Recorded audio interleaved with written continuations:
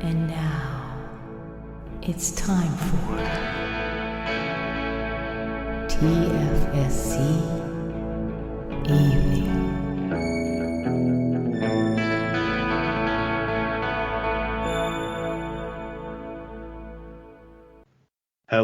Hello, and welcome to another TFSC special. Today with the Fedras. Welcome, you two.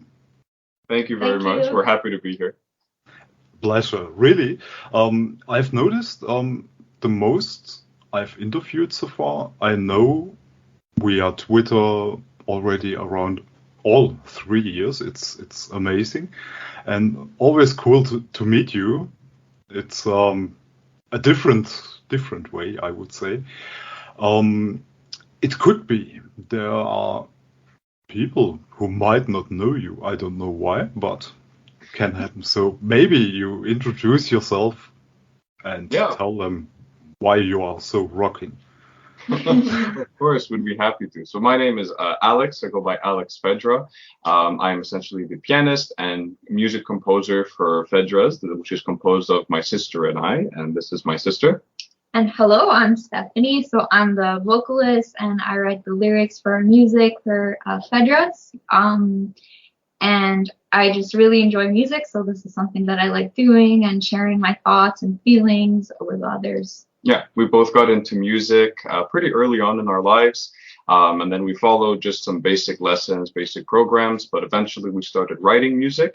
So we started working together. We started working with other artists. We have a good friend and producer of ours down in Nashville. His name is Tony. We like to work with him.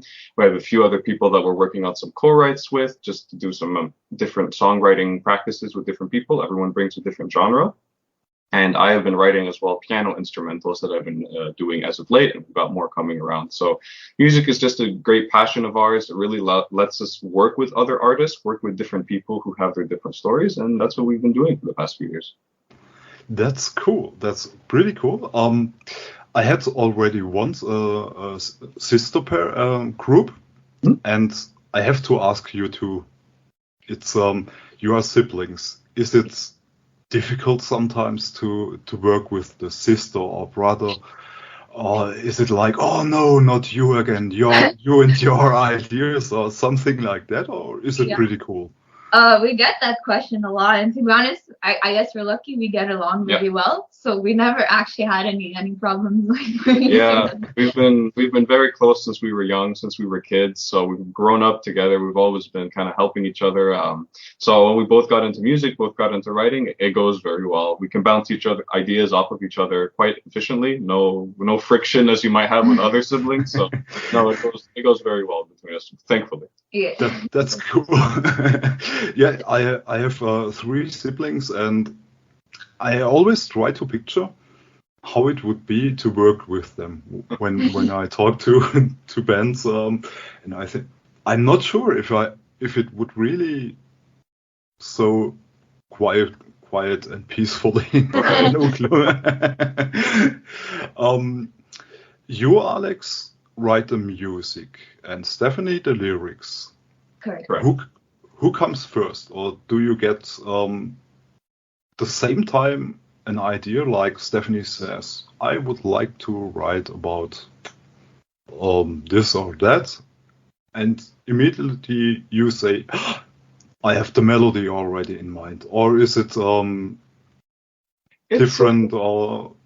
Yeah, it kind of depends on the song too and what we're feeling. A lot of the time I'll be just playing around with my piano, messing around with some chords, and then I get an idea and I think, oh, this sounds kind of cool. I get a little bit of a structure to it, and then I show it to Steph, and then she starts getting a feel for it with some lyrics. But other times, if Steph has an idea, she may bring it to me. So it kind of depends. We've been writing, as I mentioned, we were co-writing with Tony, our good friend and producer. So we've been writing with him, and sometimes he'll have an idea, he'll give it to me, I'll do something on the piano, and then we'll start writing lyrics all together. Mm-hmm. So it kind of just fluctuates. We're very kind of, depends on the song. We kind of go around and try different things. And is it to both difficult? Or no, let's say it the other way. Which is more difficult for you, if for example, Stephanie comes to you with lyrics and you have to write the music, or for you, Stephanie, Alex comes to you with the music and you have to write lyrics. Is it the same? I would say like at the end it's like it's been a learning process, but sometimes when I hear music, it'll remind me of a certain mood, and then I'm like, okay, this is the mood I'm going for, so it'll, inspire the lyrics. Whereas I'm sure it's the same when I lyrics is kind of like a poem, so there's like a mood going, and then you can feel like within the words if it's happy, so then maybe you go a certain way with the chords. So I feel like, it's kind of, it'll inspire you in a different way. It's not necessarily more difficult, but it'll just like give you a guidance if you're doing it second, like, okay, this is what you're going for. That's cool. So it's you both have or did you surprise each other with let's say Alex writes a song and has something totally different in mind lyrics wise, and Stephanie comes up with totally different stuff?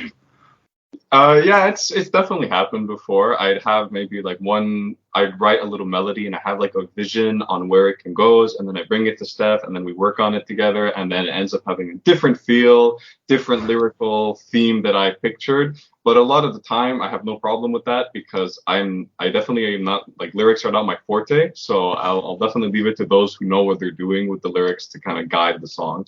So it happens all the time, but overall, we're always happy with the end product. It kind of goes a couple changes as we work on it, but always turns out something that we're happy and proud of.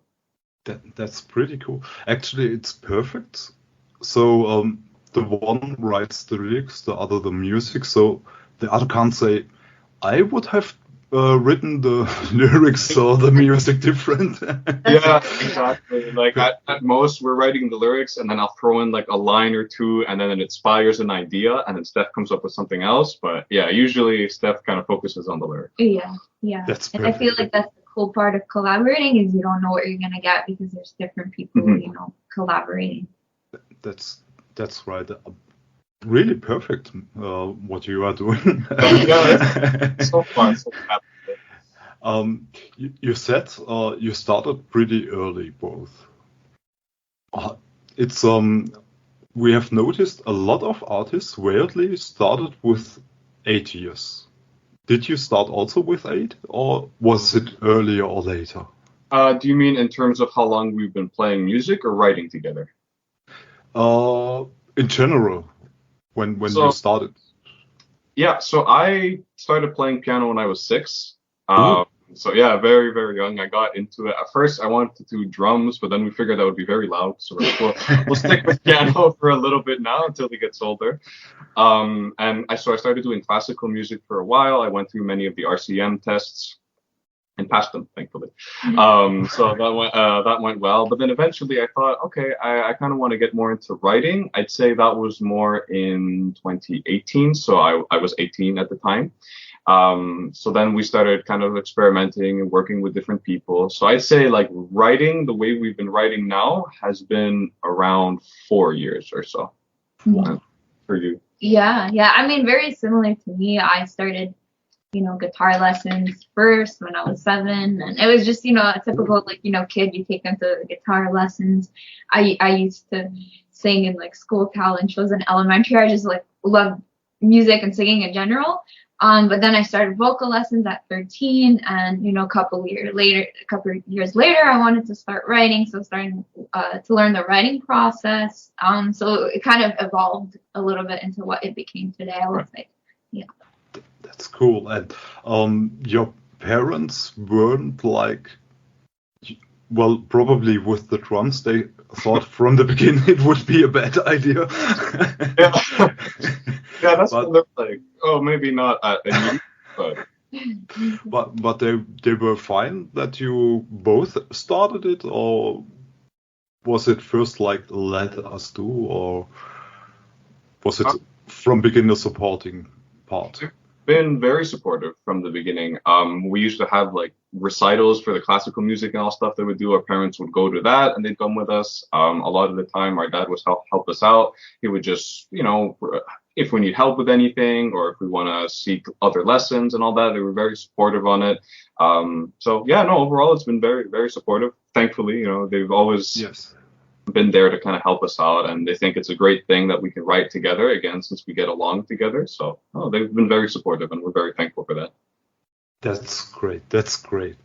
Do you also go, probably not on tour, but do you play live sessions, concerts, or is it rare? From time to time, we did a few like retirement home shows, like just as a little bit of a form of entertainment and all that, because our music tends to be a little bit more calming and relaxing. So we've done that a couple times. I've done a couple open mics where I played piano, like it was just a couple coffee houses and all that. I'll play some piano there. And then I think, have you sung other places before? Yeah, so I've done festivals in the Right. past. I've done as well like some events on university at the Right. time that I went. Right now we're like focusing a little bit more on like hopefully getting our music in movies as well. So Oh, cool. Yeah. That's Yeah. our goal right now. So we haven't been like touring is not something for us. We don't see ourselves kind of traveling to many, many different countries and constantly doing shows.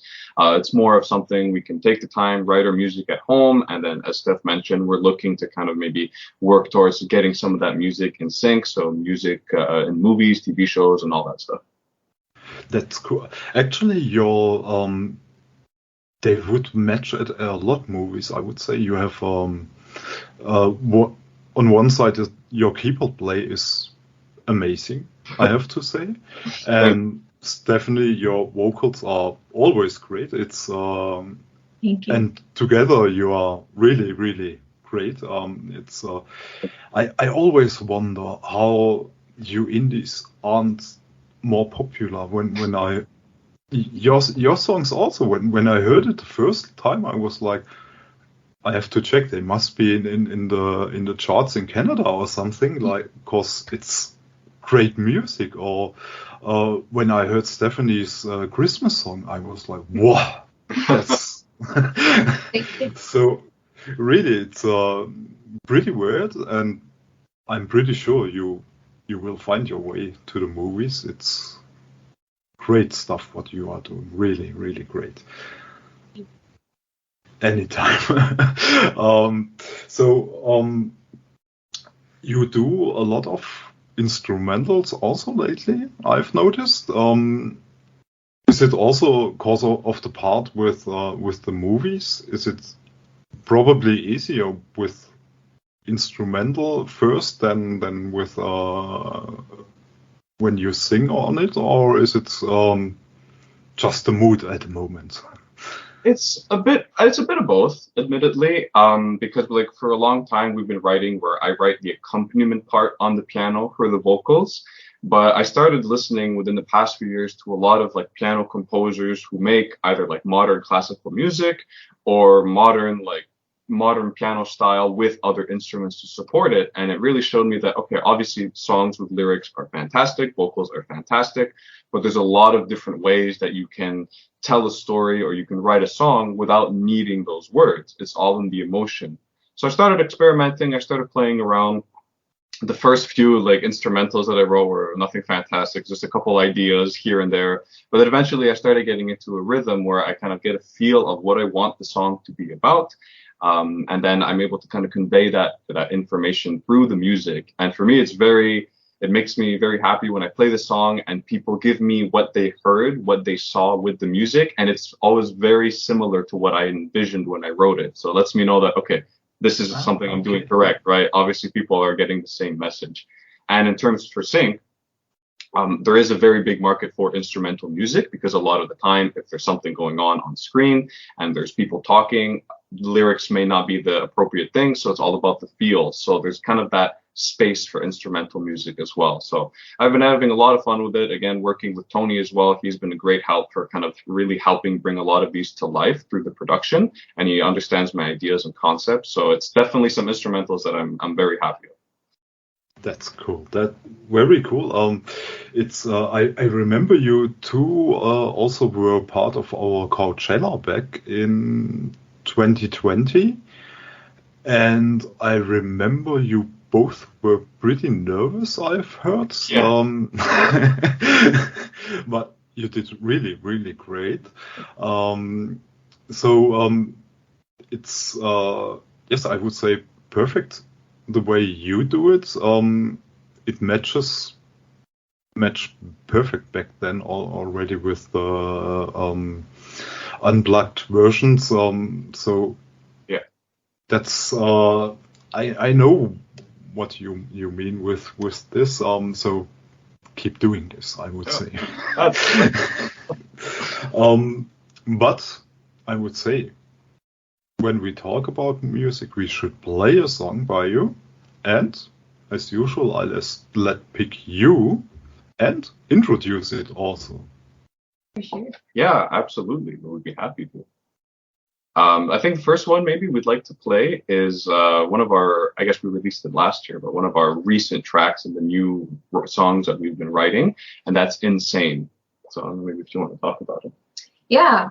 So Insane is about, life, and oftentimes we have to face difficult decisions. Sometimes we feel lost in our head when we take those decisions. So it kind of feels like you're going insane because you're hearing all these words come at you. And that's a little bit what, the emotion we're trying to portray in the song. You can probably hear it in the darkness of the music a little bit. So here's Insane.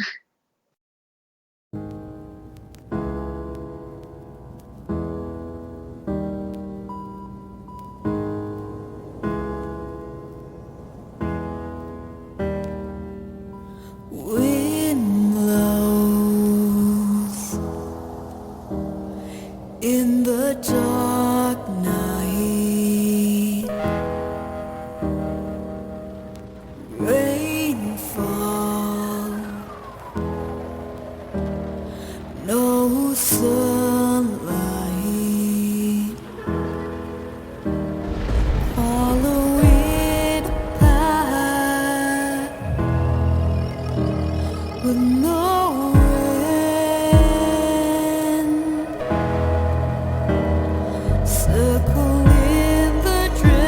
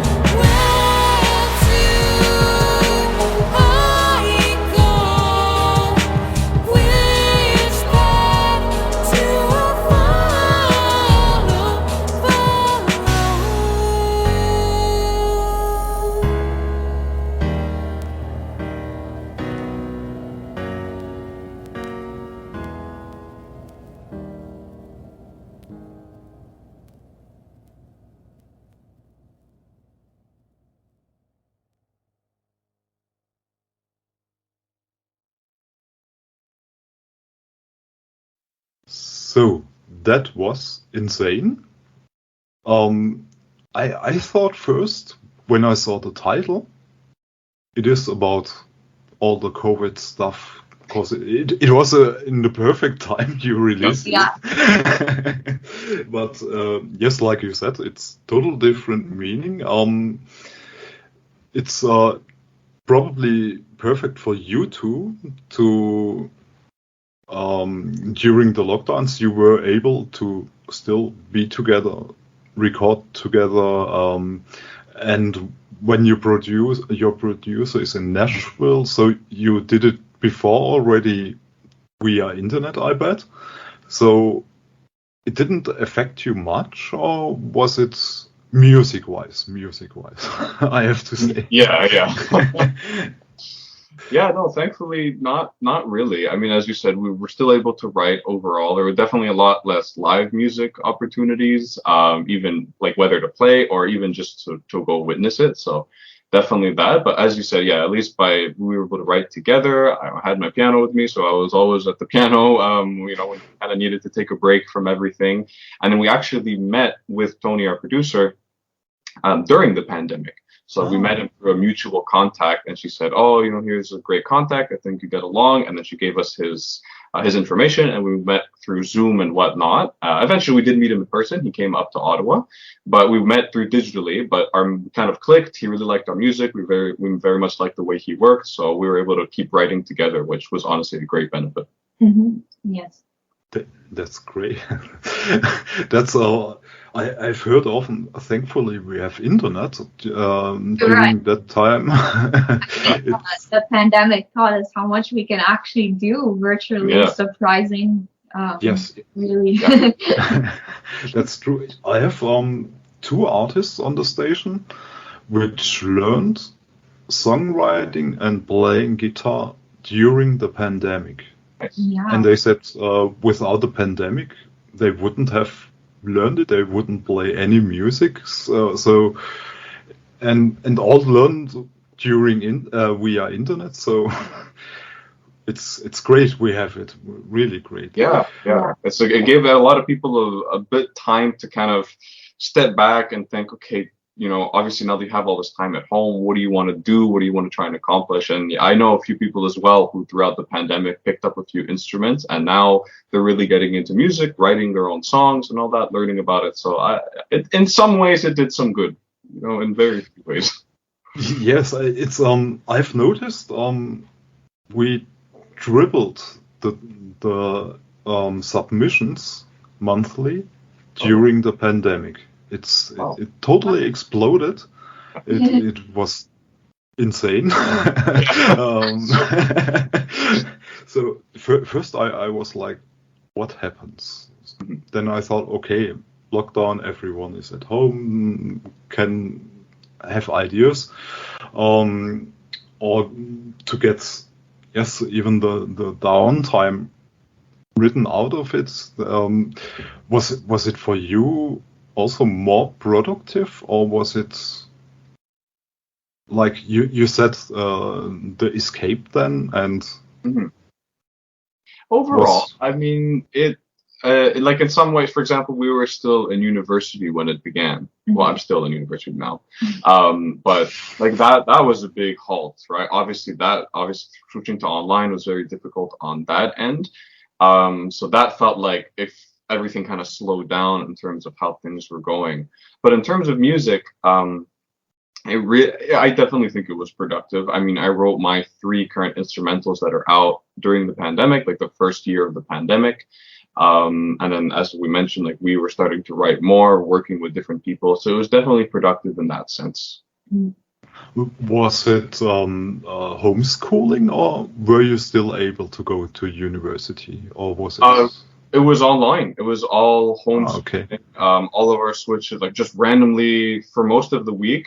Like I remember when it began in March, for most of the week it was, you're going in person, and then suddenly March 13th, pandemic, everything switches to online. Everyone's scrambling to try and get it ready. All of our classes were online. So that's the thing, we're online as well. It's only going back to person now. I'm beginning my courses next week for the fall semester, and just now it's back in person. So yeah. Yeah. That was for you too. Yeah, they're very similar. It was just a sudden, change. Everything was online, so in some ways there was a lot going on. But I mean, I guess music-wise, maybe because we lived together too, because we weren't really supposed to go see other people. Maybe that helped for us as well to be more protected. That's for sure. Yeah. So you did your exams also during online sessions, or? Yep. Yes. Yeah. A lot of the exams were take-home style, so I have to write a report about something. You give you a certain maybe 2 weeks, and you write the report. But there were some exams that were just your standard multiple choice and development questions. So it was a very different shift, and then you have to log on and you see everyone on Zoom, doing their exam. Some people hear their dog barking because they forgot to mute their thing and all that. So very different than the usual style. But yeah, I mean, all of them now, as I mentioned, I'm going back in fall. It's going to be the first time where I do these exams in person again since 2 years now. That's crazy, right? It's I still can't believe it's 2022. Somehow, for me, like here the lockdown was 9 days later than yours, and still it feels like somehow it's still 2020. Yeah. It's when I was it just zoomed on by, and suddenly 2022 is in its last third of the year. A few months left. Yes, it's and then this weird here the women football European Championships. Yeah. And there was always 2022, and I was one moment, here's something wrong. Yeah, that's yes, but I have to say, thankfully, I got tons of new music and got totally distracted. I'm curious. Do you probably listen to other music too? I guess. Is it your style, or I don't know, do you listen to death metal, or I don't know?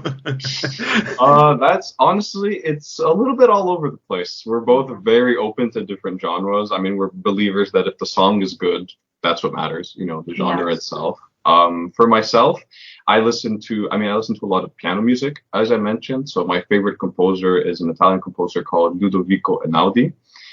Fantastic modern classical music style. We went to see him in Montreal actually in June. June. So that was a great time. But otherwise, it's a little bit all over the place. I like rock music a lot. I like hip hop. I like R&B. I like jazz a lot too, swing style. So I'm honestly very open to most genres. Right. Yeah. I would say, I think a lot of people would say that my musical taste is also very, very diverse. So one of my favorite bands is actually Queen.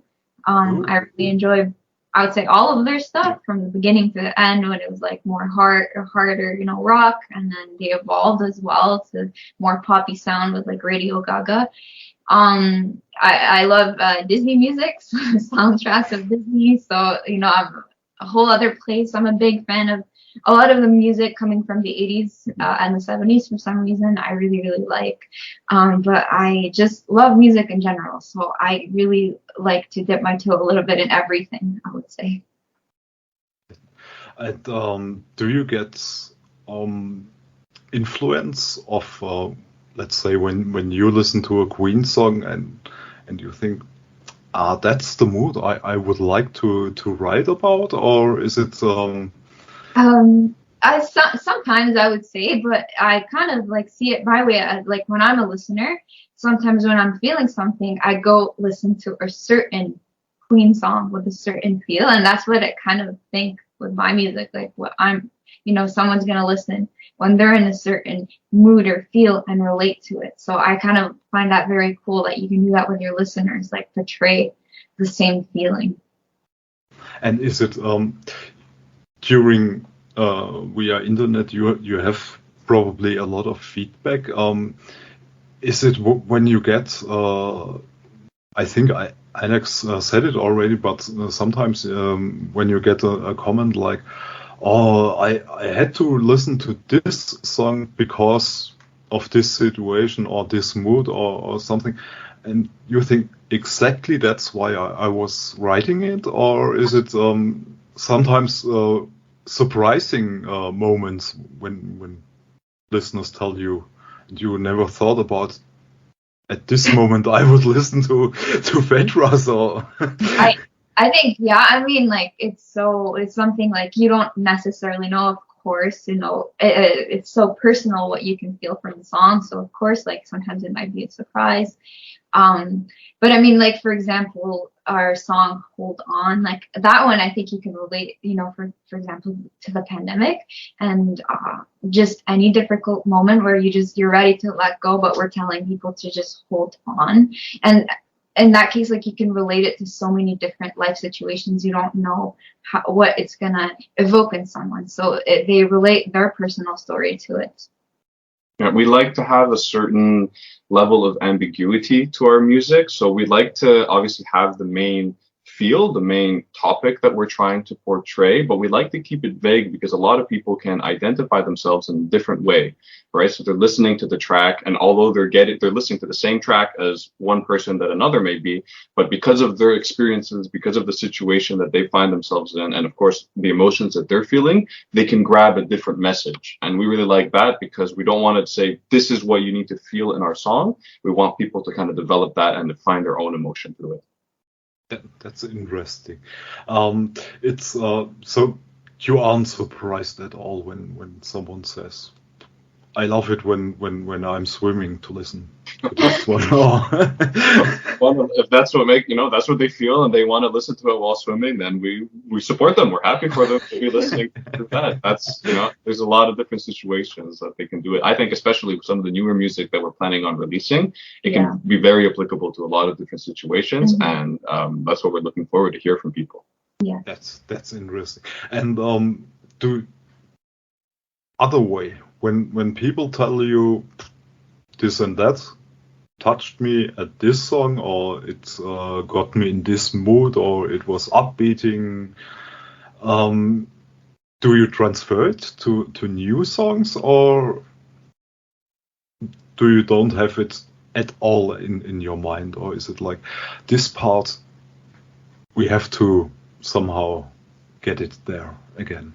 Yeah, we like to keep in mind what people feel, what people think, just because it's nice to know what the audience, because obviously, each song will be a little bit different, but the overarching commonality is us, right? Is us as composers. So we like to feel that there's a general type of emotion and feel that people receive from our music. So we'll definitely keep it in mind, but we also like to try and write our music to portray different emotions, different feels, so that's not too similar from one to another.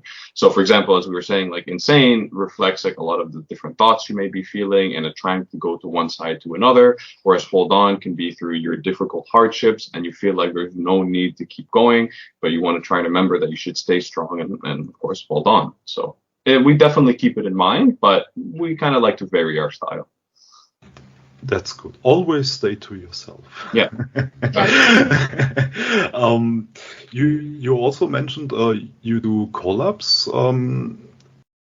Would you going back to the music style wise, is there one genre you would say, I can't do this, like, let's say it again, death metal or punk or yeah, I think that type of style might be difficult for us to do because we try and incorporate, for example, what we both can bring to the table, so piano and lyrics and vocals especially. So I think something like death metal might be a little bit tricky. Yeah, for us. Like rap or anything. Oh, yeah, or rap, exactly, right? So there's definitely a couple of styles where maybe we won't dip our toe into that. But as you're saying, like, since we're collabing, we're writing a lot of artists, that's giving us the opportunity to experiment. So, for example, we both went to a songwriting retreat back in June, and we were able to meet a lot of different artists from all different backgrounds, different styles. And one of them, for example, is a country artist, and her and I were writing together. I have never written for country. She had told me she has never written with piano before because she always does guitar, which is very popular in country music. So that was a nice way for us to kind of bring our differences together and try and produce something. And, we liked it. We liked the idea we came up with then, and we're still planning on working on the song, continuing to work on it, and eventually release it. So it's nice to kind of bring different worlds together. Is it an extra influence then when you, like you said, country or I'm out of genres at the moment. But is it give it you an extra influence? Like, I've never thought about this part in playing this or singing this, or is it just a different style? I don't know. It gives a different feel to the song, right? Like a lot of like country music has, I mean, it can be of course of many different topics, right? But it has a certain feel to it when you're listening, and that will definitely influence how I come up with the piano, for example. I like to write a lot of minor music, a little bit darker in tone. So that's the first thing I came up with when her and I started writing together. Then eventually she started giving her ideas, and it turned into more of a major, more of an upbeat song. So it definitely shaped the way because of their influence. I don't know about you, wrote with a couple of people too at the retreat. Yeah, no, like me too as well. There was a country artist that I wrote with. So it was one of my first times ever writing with a guitar. So then that also changes the feel, and then like some of the topics I would normally write about. So she wanted to write, more of a love song and all that, which was not something I wrote. When we write, it was not really a topic we've touched on. So it kind of gives you like a different perspective, and it's fun because I feel like from everyone you can learn something new. That's good. So you could also influence the next song of the Fedras could be a country R&B mix. Exactly. Who knows, right? You kind of keep people on their toes, and then maybe in a year from now we'll have our death metal debut. You don't know. Then I'm really super. I would like to hear Stephanie singing this deep death metal. Yeah, go. We're practicing for it. We're working on it. Thank you. But before we get you too much into death metal, I would say we play another song by you.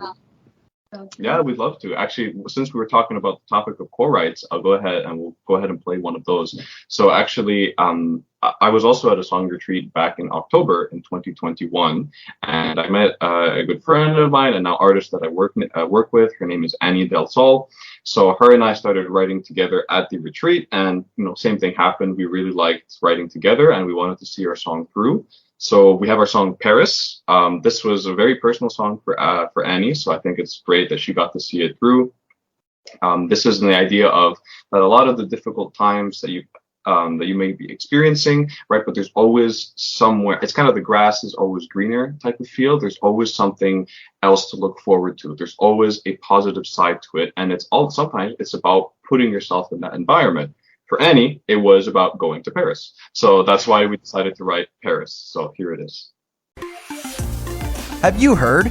Amazon is now hiring for their new site opening soon in Barhaven. Be one of the first to take advantage of launching a new career at one of the best workplaces in the world. Working at Amazon includes real benefits and competitive pay, plus many opportunities for advancement.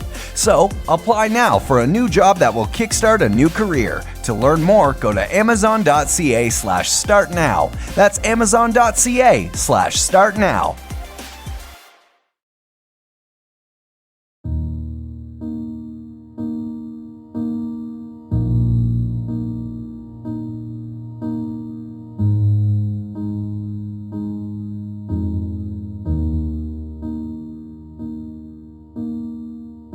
It's been raining for days, and if it's gonna rain, I might as well go to Paris. If it's gonna be gray for days, I might as well go to Paris.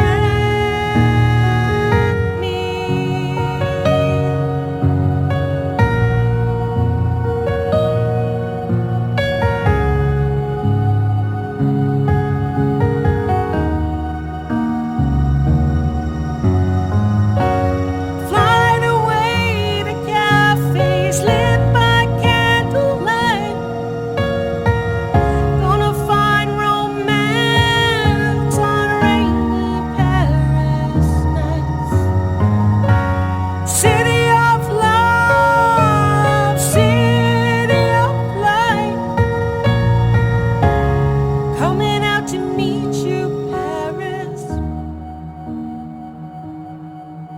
tonight.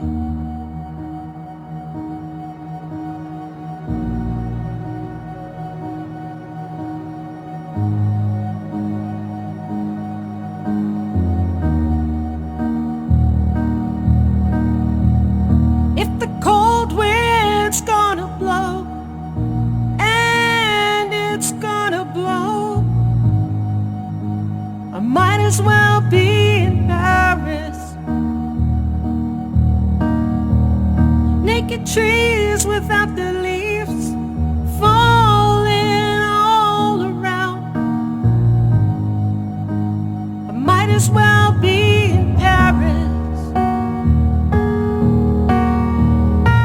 I need to go dancing and wear those little red shoes, the ones you'll never get to see.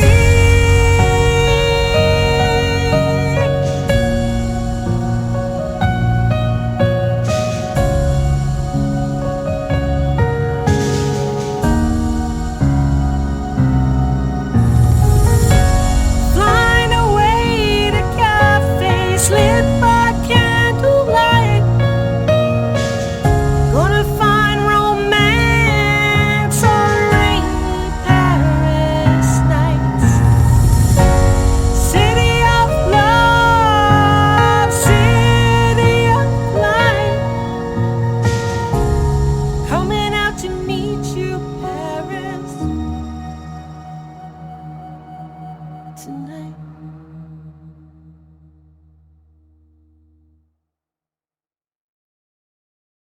So that was Paris.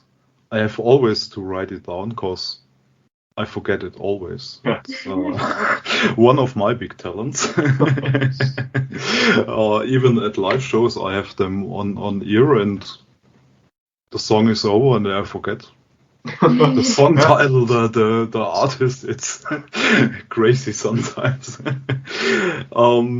Yes, it's another great song. It's you do pretty well. It excites me very much that you write with different people sometimes, or write together, and it is always this Fedras touch. Like, you totally know without first hearing Stephanie, it is Fedras. I mean, when you hear Stephanie, you know it is the Fedras. Yeah. So it's is it, how could I say it? Is it on plan that you have this Fedras sound, or does it come by accident? Let's say it this way. Yeah, I think it could be maybe a little bit of both. I think just the way that we approach music, the way we kind of integrate ourselves into our songs is what gives that Fedras feel to it. Because all of our songs are a little bit of a reflection of a piece of ourselves, right? Everyone has been through those difficult days, and we're not excluded, right? We all have those hard moments. So that's where something like Hold On came from, right? Or Paris, when I was writing it with Annie, I mean, I felt the same way that she felt as well, where some days you really got to put yourself in a different place to be able to see the benefits of life, to be able to see and feel that happiness. So I think it's the way that we put a small piece of ourselves that can give that Fedras feel, as you say. And then as soon as you hear Stephanie's tone in the song, I think that's a very consistent attribute to our music as well. Yes, it's you said, Alex, you have often this a bit darker swing in the music. Yeah. Is then Stephanie the part who says we have to get a bit upbeat or a bit light in it, or I think like me as well. I don't know. I like to reflect on serious topics or things you go through, because I feel like music is a way to express that, and it can be therapeutic in that sense, and that's why a lot of our songs have that feel. But bringing other people to the table, like the new song, one of our new songs we wrote with Tony is a lot more upbeat, and we're like, oh, this is good for us. Like, we need something like this. Like, we needed someone to come in and like bring us to that place. You know, it's not that we don't like it. It's just like you get used to writing a certain way, and like as you're discovering new sounds and then new people coming in, it can kind of take you in a different direction. Yeah, and that's why we really like co-writing with people, because as Steph was saying, it's easy to get into that consistent rhythm with how you want to write. And it doesn't change the feel of the songs that we want to say. We can still talk about some serious topics in our other songs, but it's just maybe make it a bit more upbeat because it changes the style and it changes how people can interpret it. So yeah, no, definitely after a moment we were like, okay, let's do something a little bit happier now with our music. Let's make it sound a little bit more energetic. So yeah, we definitely have a little shake up. But I have to say, I was listening before the interview to all the songs I have. It is you have a talent like I would compare you a bit to Amy Shark. She has also this dark lyrics, but in the song itself you don't hear it really. It is let's say it doesn't put you down as listener, and you are in this level where you think, oh, what a beautiful song. And the first, I normally don't listen to the lyrics at first, I have to say. It's the mood in it isn't too sad that you think, oh no, I don't want to see anyone. And you have those songs which you totally drag you down or keep you down, and your songs aren't like that. You can hear them even on chilly days. Let's say when you're outside listening to radio, relaxing. So you have a great talent there. You managed it very well. So you can keep it, and maybe up and down now and then some upbeat. So yeah. And it's nice to challenge ourselves too. That's one thing that it really helps us with. It's, you know, you want to grow as a songwriter, as an artist, right? So challenging yourself to get out of the comfort zone, as awkward as it might feel at first, you know, writing something different, in the long run, it'll help us a lot. So that's that one thing we're trying to think about as well. Is it, I don't know, have you wrote already and listened to a recording, to an upbeating one where you think, wow, we can do this too? Is it like a big surprise for you, or simply are you proud of yourself, which you can be then? When we listen to our recording? Yes. Yeah, I mean, in general, the recent one that we're writing with Tony that will be coming up probably, I'd say, in early 2023, once we get everything done with that. That one, we listen to it, and sometimes it gets stuck in our head. We're like repeating it over and over, and then we're listening to it like, this is going to be good when it's done. Yeah, it's like catchy, and, you know, there's guitar in there, and it's like, oh, cool, like we did something, you know, different, and it's fun. Yeah. So we listen to it, and it just makes you feel happy, because it's still, you know, like, as we said, that personal feel to it. We're still able to convey ourselves in the song, but it's a very different way. And then once, you know, we're excited to hear once the end product comes in. But just from the recordings that we did, well, we're quite happy with it, and we're excited to see how it becomes. Cool. And I have to ask this everyone: when you finished recording, are you able to still listen to your song, or are you first that sick of it because you have, I don't know, tried to record it 10 times, and Stephanie had to sing this because she didn't hit the tone, or something like this, and when it's finished you are like, yes, but now not anymore, please. Sure. Oh yeah, definitely. I think that's pretty natural with most people. Like when I'm doing, for example, some of my instrumentals, if I make, and I'm very hard on myself if I hear a small mistake, I'm like, this note was like a quarter of a beat off, or I shouldn't have played this note. So I'll record it over and over and over, and then when it's done, when I finally get a version I'm happy with, I'm like, okay, I don't want to play this for a little while. I don't even want to hear it. I'm happy with it. I send it off to Tony, and then he does the production and whatnot. So it takes takes a little bit of time. I'd say a month or two. So by that time, I'm ready to hear the song again. And then we get the full production that Tony gives us, and then we give some feedback and all that. So yeah, personally, I definitely take a step back from the song for a little bit, and I imagine it's the same. Yeah, it's the same for me. Like, we worked on a recording a few weeks ago, and you know, with the vocals, like, sometimes it's not even you don't do it correctly, but they want like a lot of layers to work with to do like the effects. So you do a lot of takes. And by the end, like, I'm out of breath, I'm tired, I'm like, I don't want to hear this anymore. And then once, like, it takes a while to get it back, then you're kind of excited to hear the product at that point. Yeah, exactly. We were doing, like, the first one over and over and over to get it line, get it feel. And we're like, oh, it doesn't sound the same. Oh, this note is slightly off. So we redo it. And we felt bad. We were telling Steph, do it again. But, you know, so, yeah, we definitely feel that. But I think it's pretty normal with the pieces.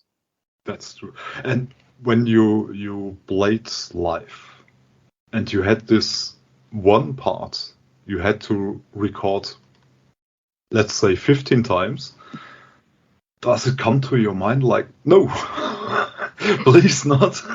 We try not to let it get to that. Sometimes if we're playing live and it's like, okay, this is a little bit more of a difficult part, you know, we'll do our best, go through it, and if something happens, you know, keep going as much as possible. People won't notice, hopefully, a lot of the time. So we'll just try and keep going. But yes, it's always in the back of my mind. Each recording process kind of leaves an impression, you know, and then it kind of makes you think about that song a little differently. Mm-hmm. And is one song which Alex loves and Stephanie doesn't love it, and the other way, or do you have like, I don't know, not the song itself, because yes, like you how could I say it, like it is just not your favorite, let's say it this way. I wouldn't say. I don't think so. I don't think so. Which one do you think is your favorite from all of them? So it's hard. Like, I really like Insane as one of my favorites, but then we have all this new stuff coming out that I think is my new favorite. So So it's a little bit hard, I'd say. My favorite instrumental actually is one that we'll be releasing in early November. We'll be playing that as well later today. So that's probably my favorite instrumental, and we'll probably stay like that for a little while. But yeah, no, overall, I don't think there's one that we not like dislike, but don't prefer as much. I think overall we're pretty consistent with that. So far, so good. Yeah, so exactly. For now. That's great. And so when you play it live, there is not a huge discussion like, no, we shouldn't play this one, or good. No. We're pretty happy to play, like yeah, let's do this one. I think people will enjoy it. We're pretty happy to play them. Yeah. How is it? You opened last year in December, I think, too, in lockdown wise. When was it able? You said you played also in retirement homes. Here it is still you have to wear mask and have to get tests to get in retirement homes. Is it more open at yours? Are you able to play again, or?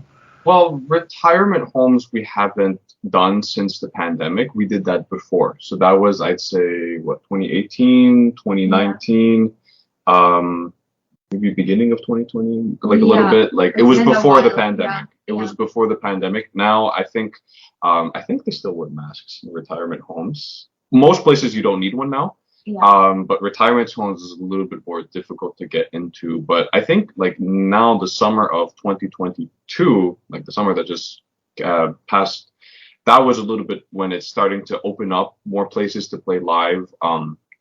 I played, like I mentioned, a couple coffee houses, so I would play piano at a few opportunities, and it was nice to kind of see people wanting to go back and experience live music, even people that, you know, weren't coming for the event, just walking by the coffee house, they would stop and listen a little bit. So I think a lot of people, it feels good to have that live music again. So for retirement homes, maybe we'd get back into it, but I think it's a little bit harder because we have to, of course, be careful around elderly who are a lot more vulnerable.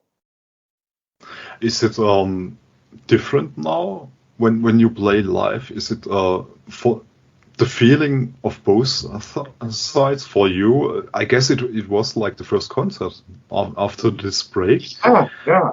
In a way, I mean, it definitely feels like, especially at first, it was very refreshing, to get back into that, and just everyone wanting to be there, everyone missing live music. And then the host, he kept saying that, it feels great to be back. Thank you for the coffee house for having us, that now that things are open again.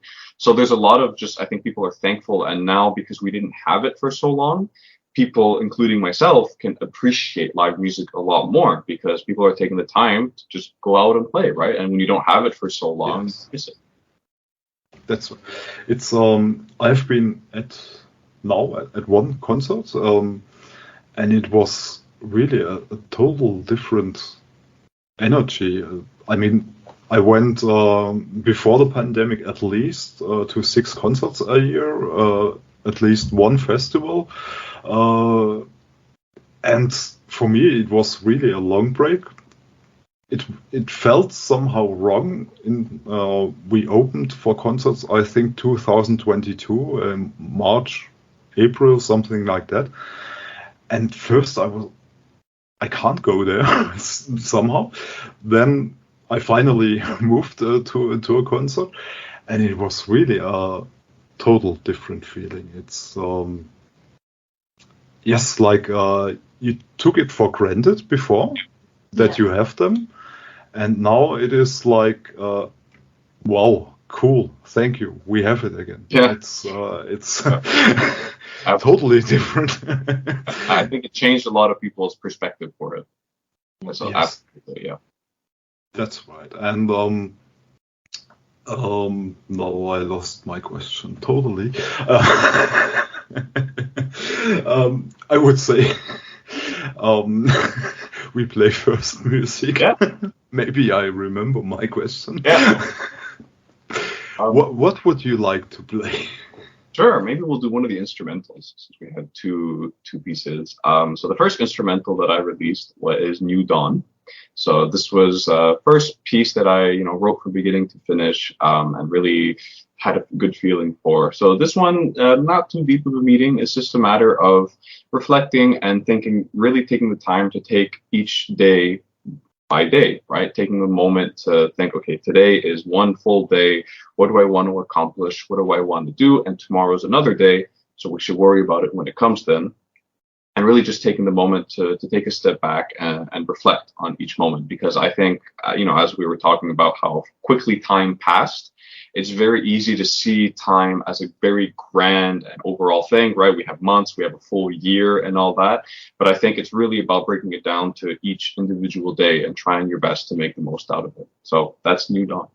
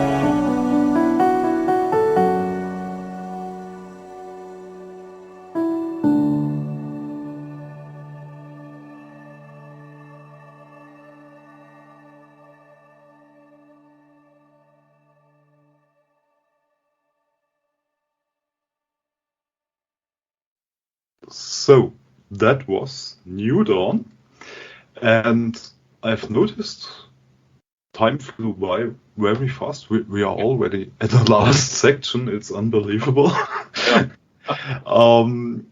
It's really fun to talk with you. It's Likewise, thank you. Thank you. So are you prepared for the weird questions? Yes, we are ready. We are. We are ready. Right. Okay, the first one is music related. It's all of you artists surprised me so far with the reply. I bet you two will do it too. Yeah. So, first one. What is your favorite instrument? That's a good question. That is a good question. I guess to listen to, right? Yes. To listen to, I think my favorite instrument is the saxophone, which is insulting my piano side. And I love listening to piano. Do not get me wrong, but I just really love the tonality of saxophone. I love how it incorporates into a lot of music. So I have to go with a saxophone. And I have thought about maybe picking it up one day. So I will look at that. So yeah, that's. I think I will pick the Greek bouzouki, just because we are from Greek origin, and it's always nice to listen to that like traditional Greek music that kind of takes us back to our roots and like some music we've grown up listening to.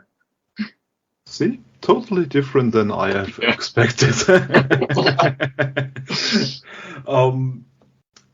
It's but cool choices. I have to say, when I was a kid, like I think it was still in kindergarten, and when I heard saxophone anywhere or saw it in the television, I was like, I totally loved this one.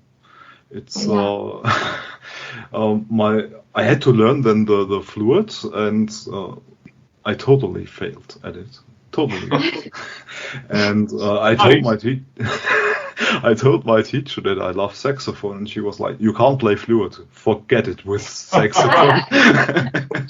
So that dream was really fast away. At least we can appreciate it. Exactly. The way better. Yeah. To go through all the lessons and all that. Exactly. So, if you could have a superpower, what would it be? I think for me, it would be shape-shifting, because I feel like you can incorporate most superpowers with shape-shifting, right? Like if you want to fly, you can transform into a bird. If you want to have super strength, you can transform into a gorilla. So I feel like most of, well, it's true. I feel like you could cover a lot of stuff with shape-shifting. So I think that's what I would go with.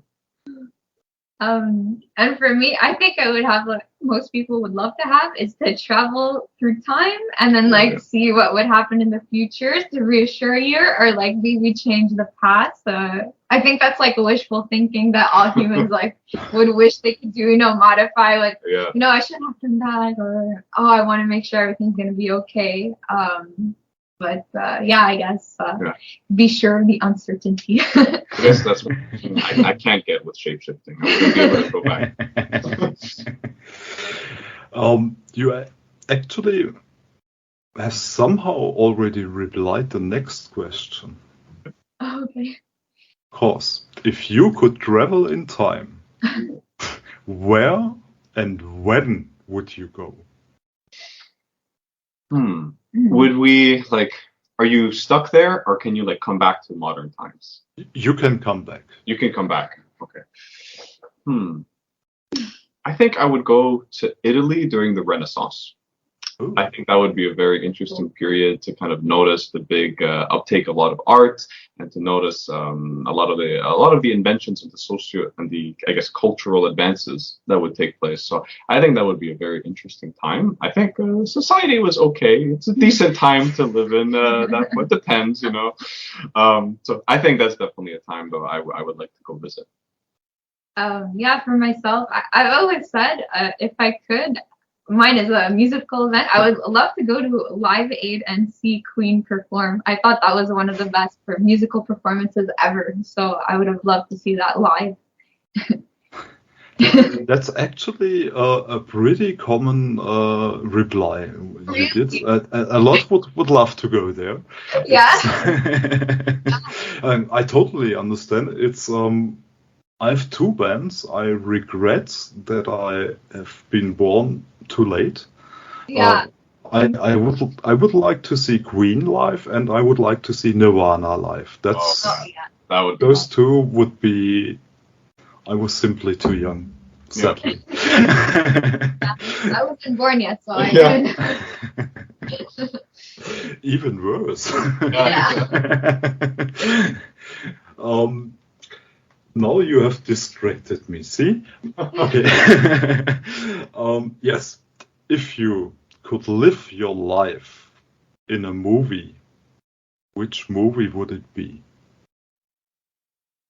That is a very good question. That is a good Yeah, question. and I have to think about that because I watch a lot of horror movies, and I would not live. So, where would I want to live? Like, would we be the main character? Like, are you living through that story? Yes, or you could just live with the main character, Okay, or, in that or watch the character.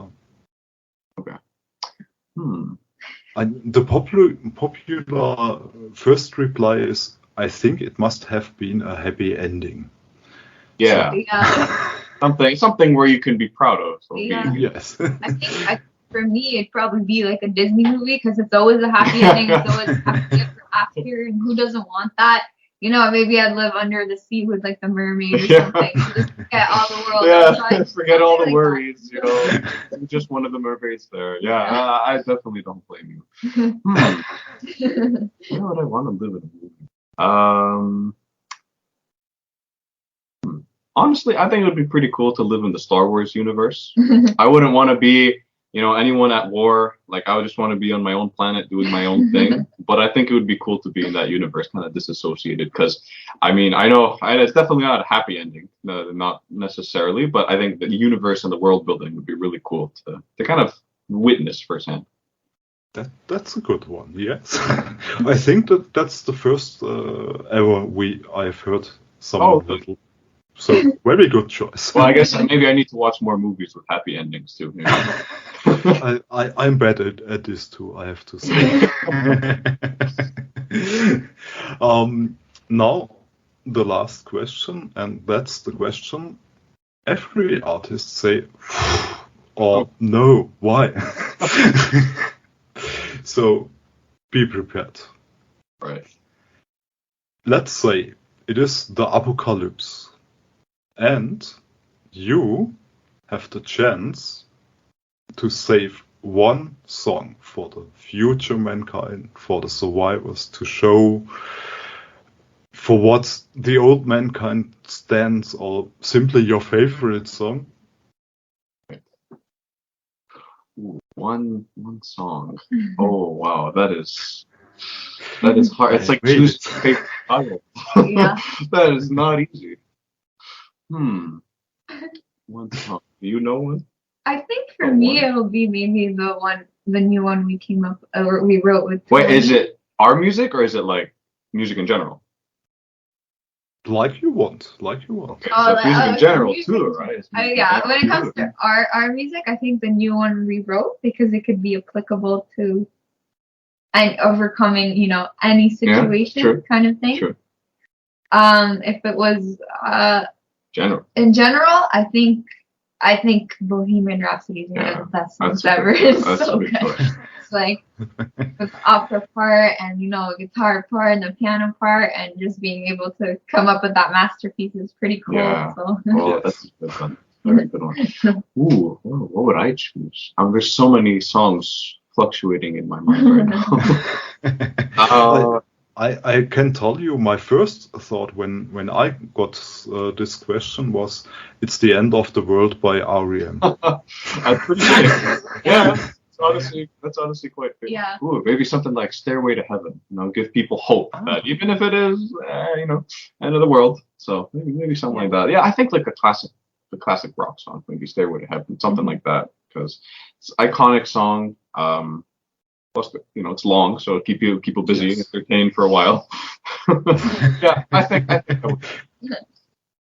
That's a really great one. I think Bohemian Rhapsody is also only I think 4 or 5 minutes, right? I think so, right? Yeah, 6 minutes or so. Yeah. Oh, yeah. Only. The people of the future will have some good music. Yeah. That's right. So we are at the end. You survived the weird questions. We managed. Perfect. Very well done. I have to thank you for joining me today. It was very much fun. And I would say, I already say goodbye to the listeners. And you two can say whatever you want at the end. And also introduce the last song. So, your turn. Yeah, well, first we want to thank you for having us. It was really our pleasure. Thank you very much for reaching out. It's been a lot of fun. It's nice to take the time to just be able to discuss, what we've been going through, what we've been doing with music, and of course, just other topics in general.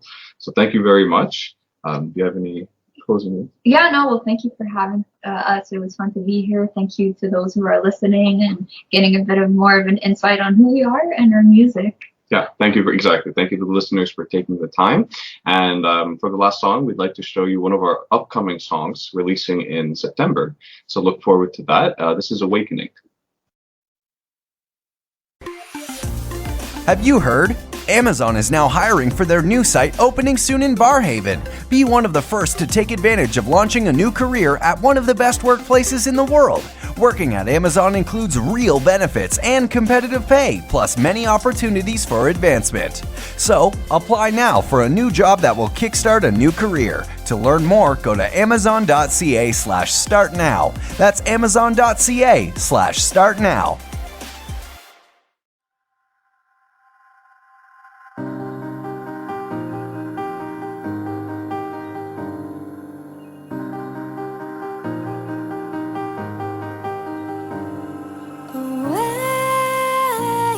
Awakening in some way. Awakening today. I've opened up my eyes. I look out at the sky. I open up my mind.